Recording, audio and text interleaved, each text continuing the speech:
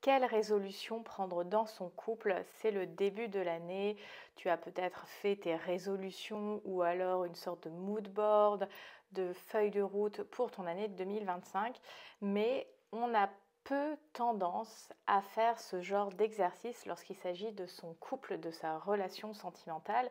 Et je me suis dit que j'allais te donner mes grands axes de réflexion pour justement upgrader ton couple, faire en sorte que ton couple soit un lieu davantage épanouissant. Alors déjà, ce que vous pouvez faire tous les deux, alors vous pouvez faire tous les deux, mais aussi de manière séparée, et après mettre vos impressions en commun, c'est déjà de faire le bilan de l'année 2024, c'est-à-dire qu'est-ce que j'ai apprécié, qu'est-ce que j'ai aimé de notre relation, qu'est-ce que finalement, par rapport à ce qu'on a fait, les moments qu'on a vécus, qu'est-ce que j'aimerais vivre encore plus, c'est-à-dire ça j'ai aimé, j'ai envie d'en avoir plus dans mon quotidien, dans mon expérience relationnelle. Donc ces éléments-là, tu en fais une liste, ça n'a pas besoin d'être une liste hyper grande, mais voilà, quels sont les moments, les événements, les ressentis que tu as envie de ressentir plus, d'expérimenter plus dans ta relation en 2025. Et effectivement, ce qui est intéressant, c'est de voir qu'est-ce qui m'a peut-être frustrée, qui m'a peut-être moins plu, qui a fait que pour moi cette relation n'a pas été vraiment épanouissante. Quels sont finalement les axes d'amélioration? Il y a beaucoup de soleil, je ne suis pas du tout dans mon endroit habituel pour filmer. Je suis en vacances et je profite des vacances pour vous filmer la vidéo de la semaine. Donc ça va être de te poser les questions, qu'est-ce qui mériterait finalement d'être retravaillé, qu'est-ce qui mériterait d'être transformé. Ça ne veut pas dire qu'on veut une relation parfaite parce qu'on reste des êtres humains, on reste des êtres de pensée, d'émotions, de sensations. Donc le but c'est simplement d'identifier ces moments-là ou ces expériences-là, de faire cette liste finalement des endroits de ta relation qui sont moins épanouissantes. Ça peut être aussi l'intimité, ça peut être la relation avec votre cercle social, familial, le temps passé ensemble, enfin vraiment tous ces éléments-là qui font votre relation. Vous mettez ça en commun et ce qui va être intéressant dans cette mise en commun, dans cette analyse, c'est pas juste de dire bah tiens ça j'ai envie qu'on en fasse plus. Ce qui va être intéressant c'est cette expérience-là qui m'a plu ou qui m'a pas plu, elle m'a permis de ressentir quoi? Derrière le elle m'a permis ou elle ne m'a pas permis de ressentir quoi?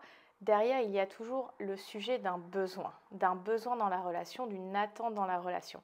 Et cet exercice va vous permettre de mieux identifier vos besoins et vos attentes relationnelles. Finalement, c'est de se reposer la question, même si ça fait 15 ans, 20 ans que vous êtes en couple, quelle est notre vision commune? Qu'est-ce qu'on fait ensemble en fait? Parce que oui, avec la routine, si vous avez des enfants, les choses on les fait en mode pilote automatique et on ne fait pas forcément cet exercice de mais en fait pourquoi on est ensemble? Rappelons-nous pourquoi on est ensemble. Alors le pourquoi on est ensemble peut évoluer, je veux dire c'est comme pourquoi je décide de faire du sport. À un moment c'est mon pourquoi ça va être X et peut-être 6 mois plus tard mon pourquoi ça sera Y. Mais ce qui est intéressant c'est de pouvoir d'ouvrir ces espaces où on réfléchit ensemble et où on redéfinit un cap. Parce que quand on a une direction, bah, le bateau il sait où avancer. Que si on n'a pas de direction on est là sur le lac et on ne sait pas où avancer. Donc ça, c'est vraiment le premier exercice, le premier moment que vous pouvez prendre d'échange à deux pour définir finalement un peu plus clairement quels sont nos besoins et nos attentes relationnelles. Après, on n'est pas obligé d'attendre la nouvelle année pour le faire, on peut le faire beaucoup plus régulièrement, mais voilà, si tu tombes sur cette vidéo, bah, c'est le moment peut-être de saisir cette invitation. Comme je le disais, dans un couple, on a très vite la routine évidemment. Donc, comment faire, non pas pour lutter contre la routine, mais pour créer des espaces et redonner à des moments de la priorité à notre relation et à toutes les facettes de notre relation. Ça va être planifier vos moments à deux, que ça soit planifier un voyage, une expérience, une activité, des moments en tête à tête, de l'intimité, etc. Ça va être d'identifier et de le noter dans les agendas ces moments-là. Parce que, imagine, là on est en janvier, tu planifies dans 3 mois un week-end ou un petit séjour de 3, 4, 5 jours, une semaine avec ton ou ta partenaire. Eh bien, dans le moment présent, tu te réjouis déjà de ce qui va se passer peut-être dans 3 mois. Donc ça crée finalement une émulation, une direction vers laquelle avancer. Ça, c'est vraiment fondamental parce que on se met en condition de vivre des moments joyeux, on se met en condition d'avoir des temps privilégiés et on va se mettre dans le passage à l'action. Parce que très souvent, on va dire oui, on va le faire. On va le faire. Mais c'est tellement flou qu'on va le faire, on oublie de le faire. Que de prendre le temps dès maintenant d'organiser vos 3, 6 mois, 9 mois, il y en a qui organisent déjà leur année, ça ne veut pas dire que tout est planifié, mais qu'il y a déjà des moments identifiés. Par exemple, là tu vois, en toute fin d'année 2024, je me suis planifié 2 séjours en Europe et je me suis dit, ça ne sert à rien d'attendre. Et le fait de les avoir planifiés, ça me met déjà en joie. J'ai déjà réservé mes activités pour Rome, j'ai trouvé mon logement, j'en parle autour de moi. Et tout ça me crée finalement un contexte hyper joyeux, hyper enthousiaste, hyper je pars à l'aventure. Ça te donne juste le sourire et ça te permet d'inclure aussi dans ton quotidien des expériences qui nous ramènent sur le point 1 que tu as davantage envie de vivre.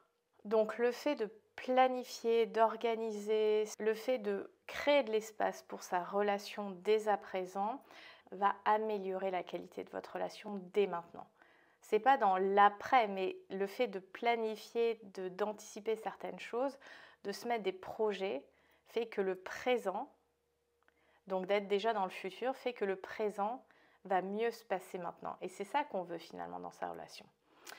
Après, il y a un troisième point que je souhaite aborder avec toi dans cette vidéo, c'est que une relation, elle s'organise sur 2 axes, l'amour et le désir. On a besoin de ces 2 ingrédients pour que la relation perdure et demeure intéressante, épanouissante, excitante, tout ce que tu veux. Sauf que l'amour et le désir ne se nourrissent pas des mêmes choses. L'amour, finalement, on voit assez bien comment on nourrit l'amour dans notre société. On nous donne quand même des clés de passer du temps ensemble, de se faire des dates, de se complimenter, de communiquer, etc. Donc c'est des choses qui sont un petit peu immuables. C'est une sorte de cadre, c'est une sécurité, c'est une fiabilité, c'est une certaine organisation. Et finalement, ce cadre qui peut sembler un peu routinier est très important. Il permet de créer vraiment ce sentiment de sécurité et de durabilité.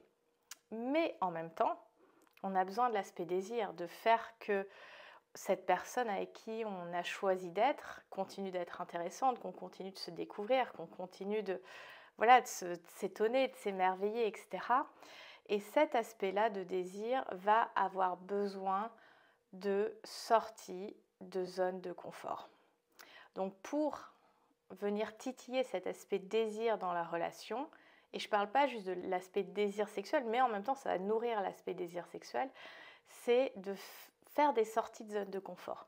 Qu'est-ce que vous avez l'habitude de faire et qu'est-ce que vous n'avez pas l'habitude de faire? Ça peut être des choses aussi simples que de changer l'endroit où vous partez en vacances, de l'endroit où vous sortez habituellement, d'introduire une activité que vous n'avez jamais faite et que vous vous dites depuis des mois, voire des années, ah bah tiens, on fera ça. En fait, vous allez le faire maintenant. Quand on fait des sorties de zone de confort, quand on teste des nouvelles choses ensemble pour la première fois, déjà, ça fait souvent des souvenirs impérissables parce qu'on vit ces premières fois ensemble.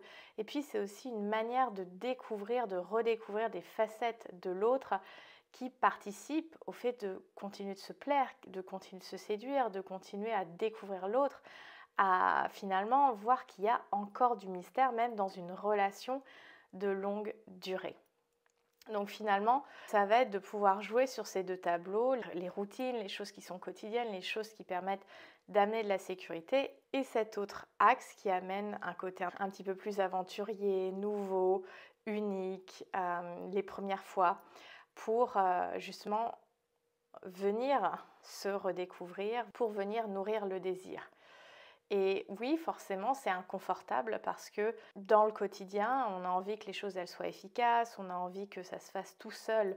Le fameux, oui, il faudrait que ça soit naturel, mais en fait, le naturel demande aussi de l'effort, de l'intentionnalité. Je veux dire, quand on plante une graine dans le sol, la graine a besoin d'efforts pour sortir de terre. Oui, ça fait partie de son patrimoine génétique que de se développer dans le bon contexte. Et l'aspect relationnel, c'est exactement la même chose. c'est comment on crée le contexte intentionnellement, donc l'écosystème, pour qu'on puisse récolter les fruits d'une qualité relationnelle. J'espère que cette vidéo sur les résolutions du couple et pour être plus épanoui dans ta vie sentimentale te permettra de vivre une année 2025 beaucoup plus joyeuse, beaucoup plus enthousiaste, beaucoup plus gourmande, j'ai envie de dire.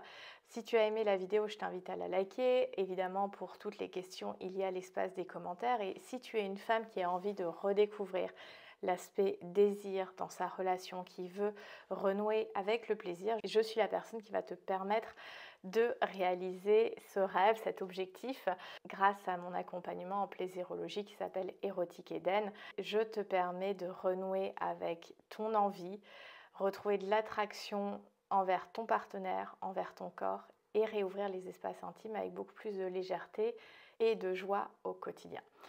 Toutes les infos sont en box de description. D'ici là, je te souhaite à nouveau une très belle année. Prends soin de toi et à bientôt. Bye.